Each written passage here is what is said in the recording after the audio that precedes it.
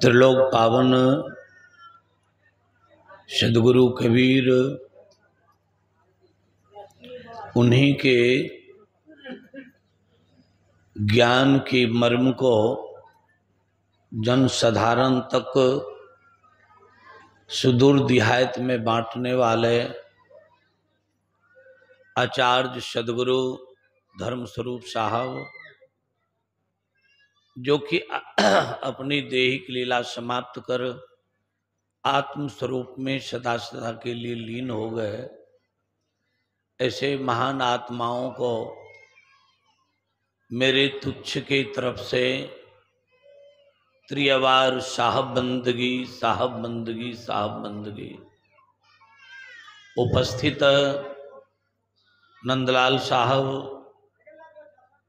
और उनके सभी सहयोगी वृंद, खावंदीरा के सभी विज्ञजन, माताएं एवं बहनें,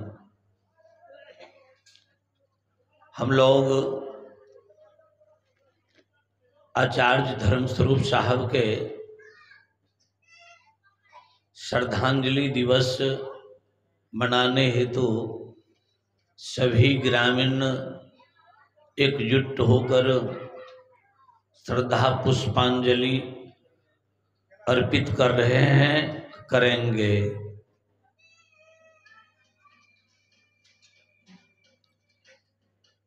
संसार में सनातन धर्म में 4 वेद है, 6 शास्त्र है, 18 पुराण है, फिर संत साहित्य भी हैं,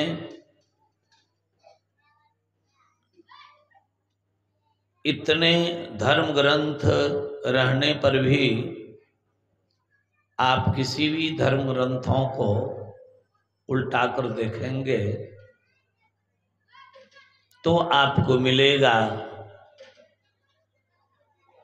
ऋग्वेद में कहा गया, तपः गुण साधवा श्रवणं सर्वमंगले यथा भूपति मम निरंजन। मतलब हिंदी में इसका अर्थ है, साधु संसार में निरंजन ब्रह्म का प्रतिनिधित्व करता है। ब्रह्म परमात्मा को किसी ने देखा नहीं है, देखिए। लेकिन संत कबीर साहब ने इतना कहा, परम पुरुष की आरसी साधु नहीं के देह, लखा जो चाहो अलख को तो इन्हीं में लखी ले। सदगुरु कबीर ने क्यों कहा?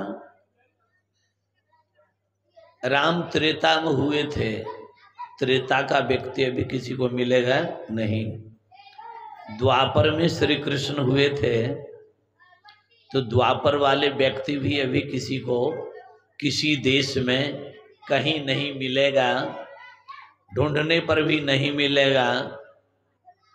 ये हुए थे, राम हुए थे, कृष्ण हुए थे,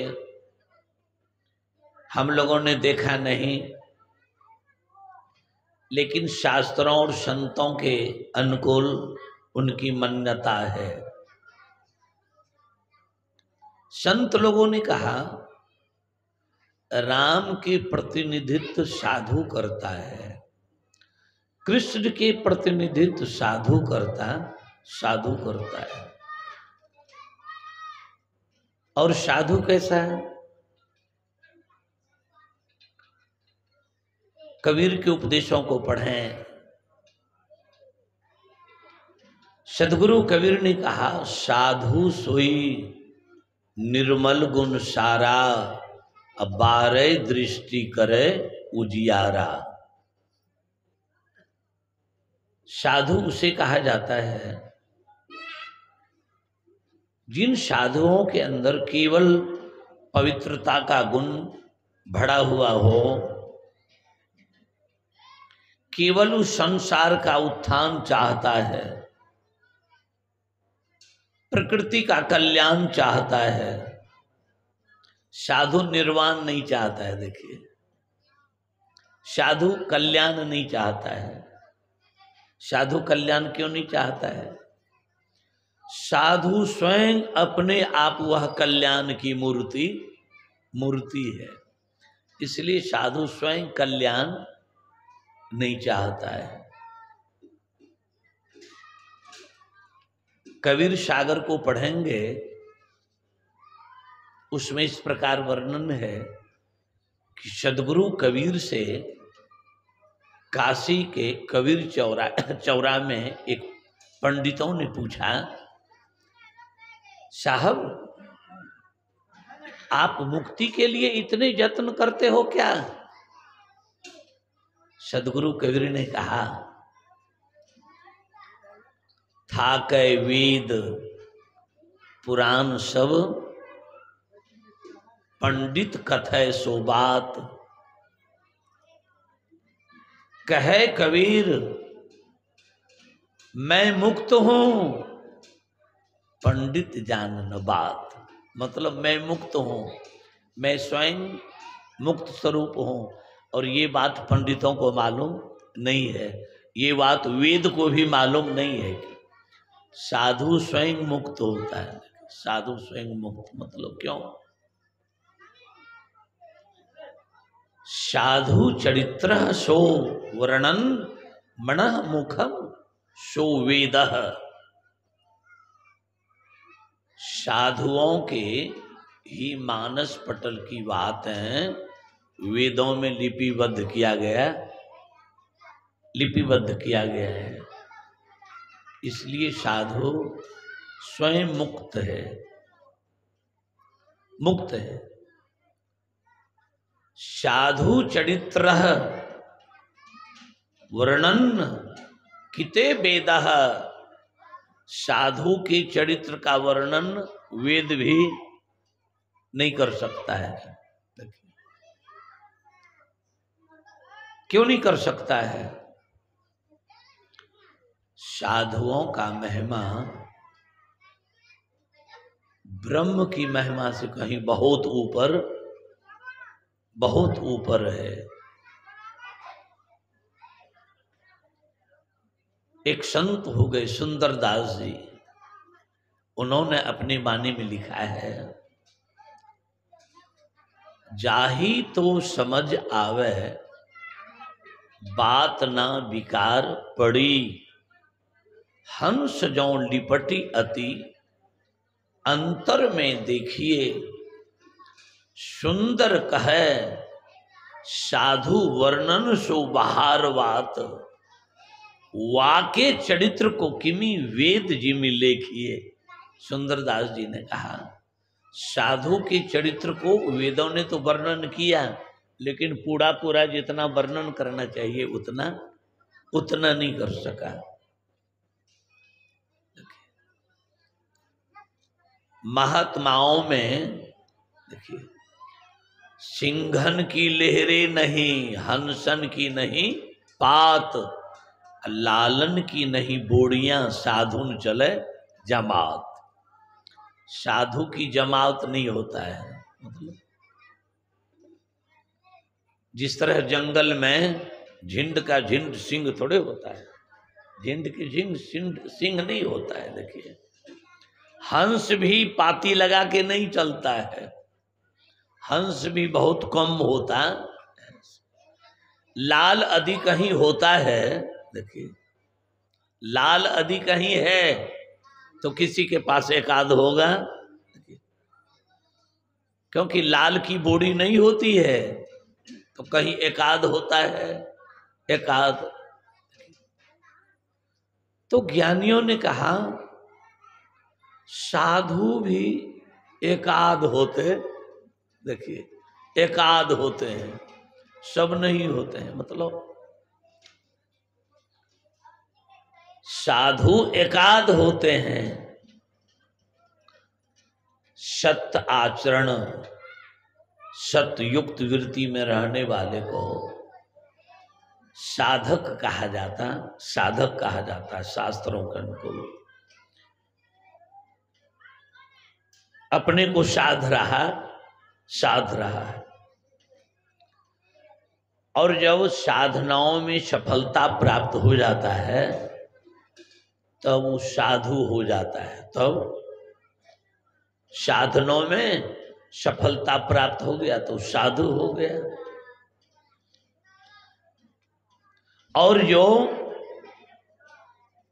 जीवन के सभी आवरणों को पार कर आत्म स्वरूप में लीन हो जाता है, इसे संत कहते हैं। और संतों का वर्णन खट विकार जित अनघ अकामा अति औकिंचन सुचि सुख धामा। साधु को कुछ भी कहे लोग। देखिए 83 ईस्वी की बात है, महीना फागुन का था। मुरलीगंज में पूज्य आचार्य धर्मस्वरूप साहब का सत्संग का कार्यक्रम था। मैं भी अररिया से आ रहा था तो देखा मैंने बैनर लगा हुआ था, तो मैं सत्संग में ट्रेन छोड़ करके सत्संग में चला गया।